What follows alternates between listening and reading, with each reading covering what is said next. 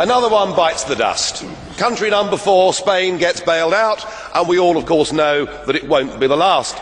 Though I wondered over the weekend whether perhaps I was missing something, because when the Spanish Prime Minister, Mr. Rajoy, got up, he said that this bailout shows what a success the Eurozone has been. And I thought, well, having listened to him over the previous couple of weeks telling us there wouldn't be a bailout, I've got the feeling after all his twists and turns, he's just about the most incompetent leader in the whole of Europe. And that's saying something, because there's pretty stiff competition.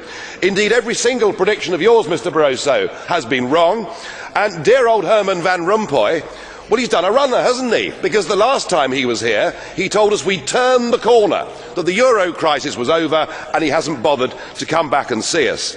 You know, I remember being here 10 years ago and hearing the launch of the Lisbon Agenda. We were told that with the euro by 2010 we would have full employment, and indeed that Europe would be the competitive and dynamic powerhouse of the world.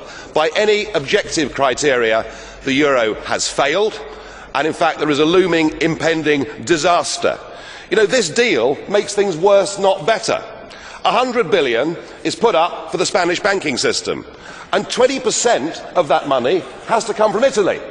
And under the deal, the Italians have to lend to the Spanish banks at 3%, but to get that money, they have to borrow on the markets at 7%. It's genius, isn't it?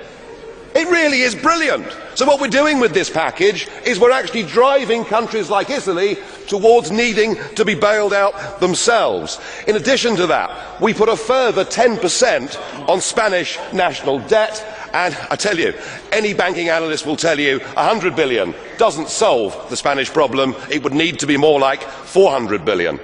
And with Greece teetering on the edge of euro withdrawal, the real elephant in the room is that once Greece leaves, the ECB, the European Central Bank, is bust.